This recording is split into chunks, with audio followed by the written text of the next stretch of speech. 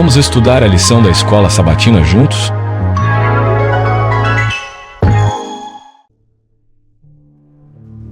Lição 13. O Senhor ressuscitado. Verso para memorizar. Ele, porém, lhes disse: Não tenham medo. Vocês procuram Jesus, o Nazareno, que foi crucificado. Ele ressuscitou. Não está aqui. Vejam o lugar onde o tinham colocado. Evangelho de Marcos, capítulo 16, verso 6. Terça-feira, 24 de setembro de 2024. Mulheres junto ao túmulo. Olá, amigos. Tudo bem com vocês? Espero que sim. Que nesse dia a graça bondosa de Jesus envolva sua vida em todos os seus aspectos. Muito obrigado por estar aqui conosco mais uma vez, para juntos dedicarmos os momentos seguintes ao estudo da Palavra de Deus através da lição da Escola Sabatina de hoje. As mulheres que estiveram ao pé da cruz de Cristo esperaram, atentas, que passassem as horas de sábado. Não pensavam em sua ressurreição. O sol de suas esperanças havia desaparecido e tornara-se noite em seu coração. Relembravam entre si as obras de misericórdia realizadas por Cristo, bem como suas palavras de conforto. Entretanto, não se lembravam destas outras palavras: Eu os verei outra vez. As três mulheres que vão ao túmulo de Jesus, na madrugada do primeiro dia da semana, têm os pensamentos embotados pela morte.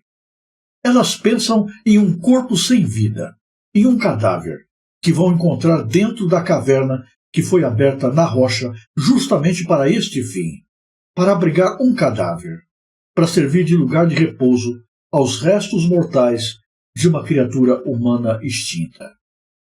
As três mulheres pensam morte, por assim dizer.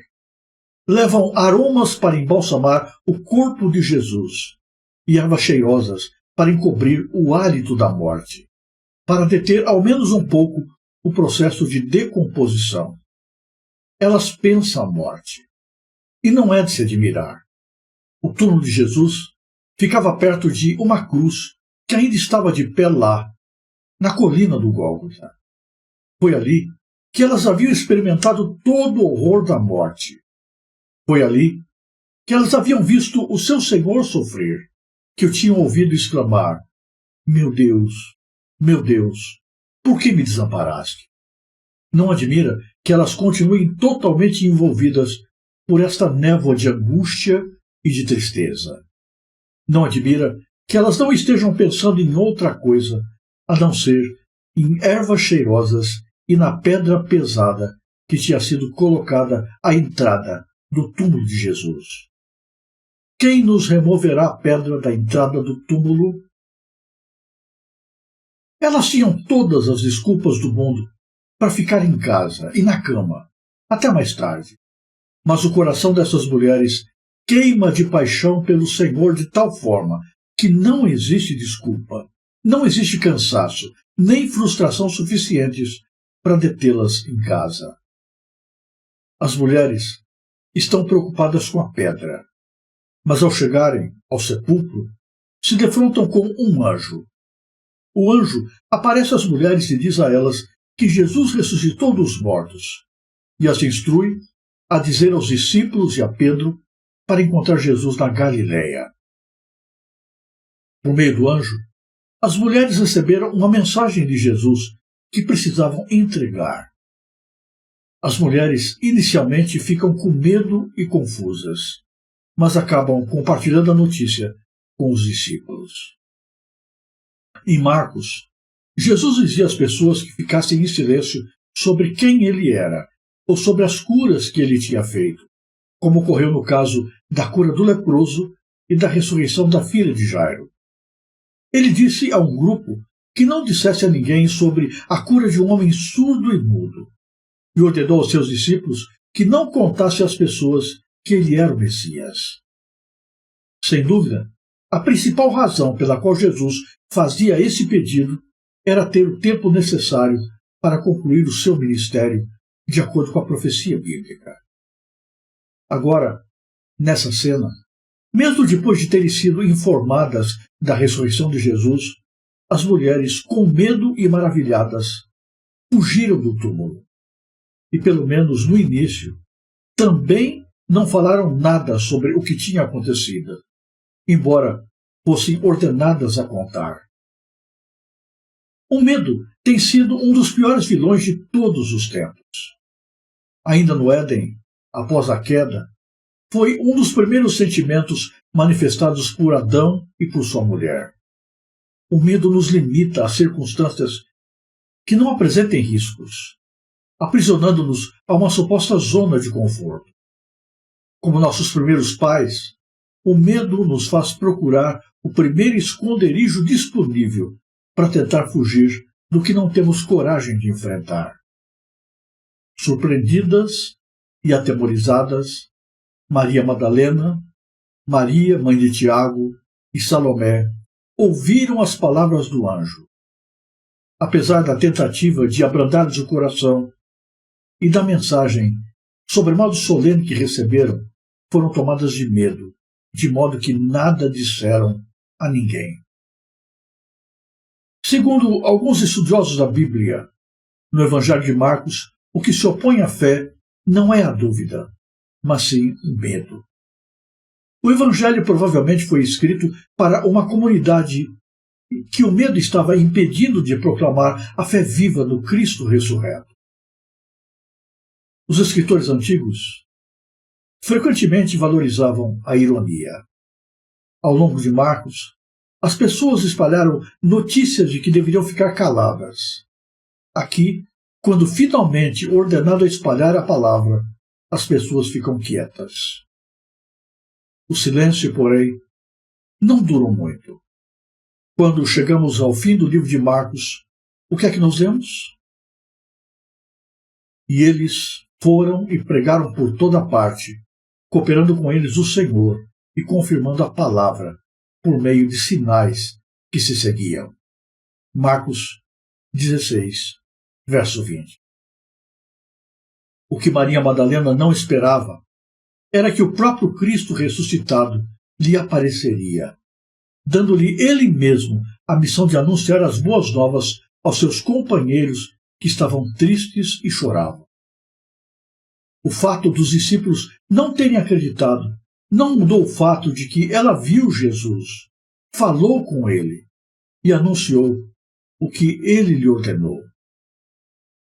O mesmo aconteceu com os dois discípulos que, tendo visto Jesus, anunciaram a aparição do Cristo, mas os demais não lhes deram crédito. A pregação do Evangelho não está condicionada à aceitação dos ouvintes. Quer aceitem ou não, quer acreditem, quer não, a mensagem continuará sendo sempre a mesma. Deus tem usado instrumentos diversos na sua obra de salvação. Alguns mais ousados, outros mais comedidos, alguns mais eloquentes, outros mais simples, alguns que falam, outros cujas atitudes falam mais do que suas palavras. E quando esses instrumentos ainda não são suficientes devido à incredulidade e dureza do coração, Jesus mesmo se encarrega de manifestar-se. Mas é interessante notar que, indo ao encontro de seus discípulos, ele primeiro lhes censura e logo após lhes dá uma ordem. Ninguém que tenha um encontro real com Jesus pode permanecer do mesmo jeito. É necessário haver uma mudança. A cada pessoa que o encontra, ele diz: necessário vos é nascer de novo. Vai e não peques mais. Então, o milagre que começa no coração se evidencia na vida e torna-se impossível não compartilhá-lo. Ainda que o mundo não acredite numa só palavra do que pregamos, ainda que até mesmo nos ignore, Jesus nos está confirmando hoje que a ele pertence a palavra final. Quantas vezes temos permitido que o medo nos domine, que as circunstâncias nos apavorem, que pessoas endurecidas nos intimidem, perdendo assim o privilégio da plena segurança que há em Cristo Jesus. Se ele nos diz: ide, tudo o que aparecer como situação desfavorável, ele prometeu transformar em sinais que hão de acompanhar aqueles que creem.